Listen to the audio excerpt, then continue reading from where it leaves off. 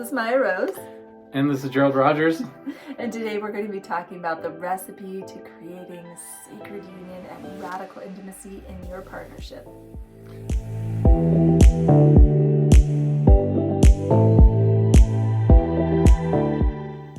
So here's what's great about this conversation. Sacred union, radical intimacy, this is deep at our heart what we all desire. To have a soul-led connection to another human being and to be able to really surrender to that space of trust and to be able to really build this deep, beautiful, lasting relationship. But it doesn't come by accident. There's actually a recipe of ways to invest in a relationship that help nurture that type of sustained connection. Yeah, what happens a lot of times in a relationship is at the beginning of the relationship, you're excited, you're wanting to invest time, you're curious about that person, and you're wanting to get to know them. In fact, think about the beginning of your last relationship. Remember that excitement that you felt? Remember that curiosity? But what often happens over time is people lose that curiosity. They think that they know their partner and what their partner is going to do. There's obligations and expectations, and sometimes we get stuck in these routines and we forget to have fun and really get curious about knowing what the other person's thinking or feeling or doing in their lives. And I think this happens in so many relationships, especially once there becomes a commitment or people step into marriage, where all of a sudden it's almost like people think unconsciously, oh, now I own that person. Now we're committed. Now I can focus my energy elsewhere. And I notice so many relationships that get stale or flat or disconnected because they are missing these ingredients of the formula. Yeah, and maybe you're in a relationship right now and you're thinking, well, it's not as exciting as it was in the beginning, or I feel like we're getting stuck in routines. Or maybe you are wanting to call in your soulmate or partner and you're wanting to start with a really solid foundation of how to create that lasting love, that sacred union, and that radical intimacy. So there are actually 5 ingredients, 5 steps that we found that as we've done these things and as we suggested that other couples do these things, it's allowed them to keep the relationship fresh. And Gerald says something all the time that I really love. Yes, I do. I say lots of things. But in regards to relationships, I don't remember. I think I heard this originally from Tony Robbins, so I'm not going to take full credit for it. But the quote says, if you always treat a relationship like you did in the beginning, there'll never be an end. And just think, when you're new in a relationship, how do you naturally treat that relationship? You're always thinking about each other, and you're calling and you're texting, and you're like, when you're meeting up with them, you're so intentional about making sure you bring the best of you to that moment. And I think the thing that I feel like is the underlying principle of all of this, which is where attention goes, energy flows. And where energy flows, that's what grows. And so I want you to think about that as it relates to anything. Wherever you put your energy and attention, that's what will develop and thrive in your life. And so these 5 keys are about intentionally and consciously bringing your energy so that your relationship can thrive. I love, Gerald, when you put your attention and energy into me. I love putting my energy into you. All right, so here are the 5 things that if you do these things, it's going to keep your relationship fresh and alive and exciting. So number 1 is a daily tune-in. So this is something you can do every single day with your partner. It's just 15 minutes and you get really curious about them. So oftentimes Gerald and I will do this in the bath when we're together, or if we're apart, we'll do this on the phone. But we just ask each other curious questions about each other's days. Like, what was the most exciting thing that happened? What was the most exciting text you got? What was something that you struggled with today? What's on your heart that you want to share with me?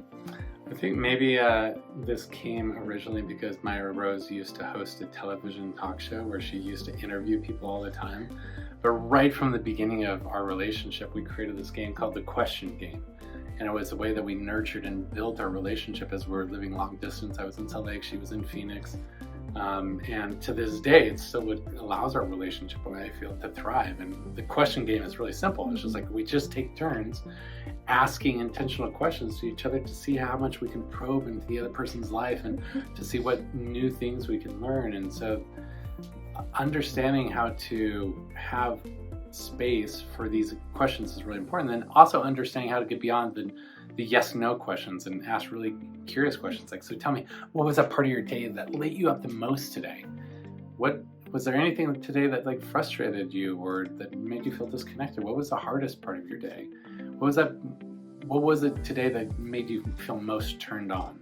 You know, who's someone that's on your heart today that you feel inspired to reach out to? These type of questions just allow us to be curious, and when we're curious, then we don't keep. It allows us to take the person that we're with and take them out of the box that we built for them, and allow ourselves to see them with new eyes, which is really important. Mm-hmm.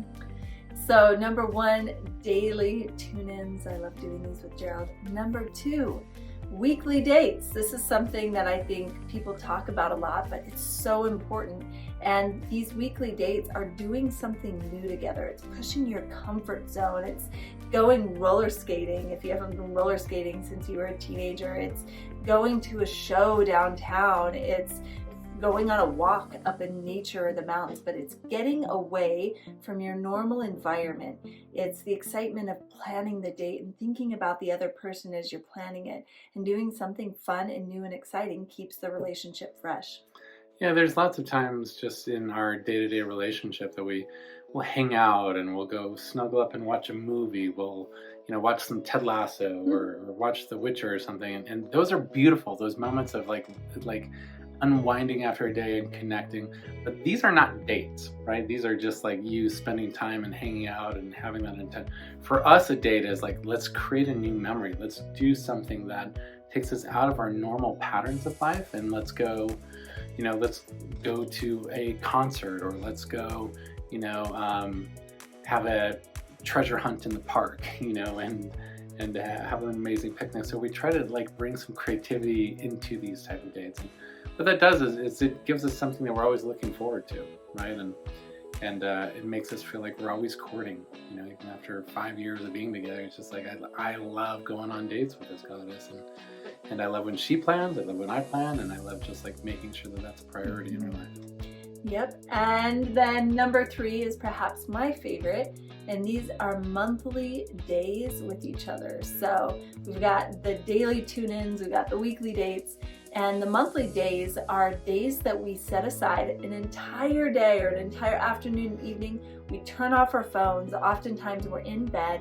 This is where we are at home with each other, with no distractions, just being with each other. No TV, no phones, just sitting with each other, talking with each other, holding each other, snuggling with each other. And it's during this time that we get to really tune into each other's energy.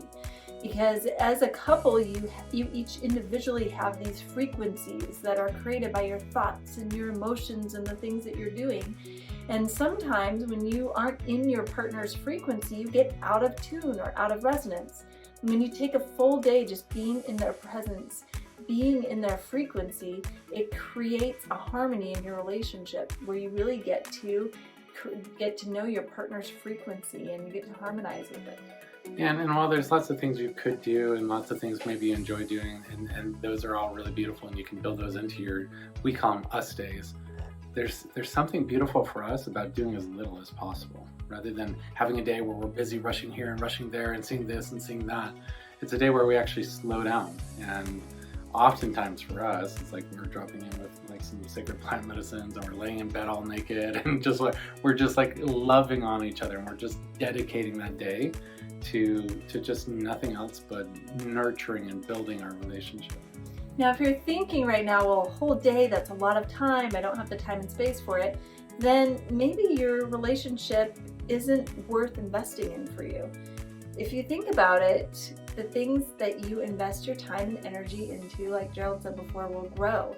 And if you're willing to take time for the daily tune-ins, the weekly dates, the monthly us days, if you're willing to invest time into that, your relationship is going to flourish. You're going to feel closer to your partner, and you'll feel that happiness and that connection, that sacred union that you've been desiring. So it is worth it. Yeah, and I want to emphasize that we get that. I mean, we have 10 kids between us. We understand what it's like to have young kids and to have all this energy. We know what it's like we're entrepreneurs. We know what it's like to have like busy businesses and things to do. And so it requires like a lot of intentionality, you know, to be able to create that space. And sometimes it means getting away from, you know, the normal environments that you're in. And if you have kids, like maybe going and, you know, getting an overnight sitter and having a staycation where you can go and just be away, where you can just have each other's energy and to be focused on that. And that brings us into number 4, which is staycations. So every quarter, so quarterly, I plan a little vacation. This could be something close to you. So like we live close to Vegas. This could be a weekend trip to Vegas. It could be a weekend trip up in the mountains. But the staycations are really important, and they're different than the S days. So the S days are as little distraction as possible. The staycations are where we get to plan a getaway. We're going somewhere. We're doing something together as a couple in a different environment. So I love the quarterly getaways. Yeah, and these could be as short as 2 days. It could be as long as, however long you want. Like we build these into our life just because we love travel and we love seeing new things, and that we love, you know, cultivating the space of like what's our next adventure, where are we going next. Yeah, and the last one are the yearly honeymoons. So these are the big trips that you get to plan. So don't put too much pressure on yourself for planning a big staycation or a big vacation quarterly, but once a year you're wanting to pour your time and energy into focusing on like, where's your dream place that you're going to go. This is number 5 in the ingredients to create this formula for sacred union, for deep and radical intimacy and connection. And that is taking your partner on a honeymoon every single year. Whether you're married or not, call it your honeymoon. This is your celebration of love.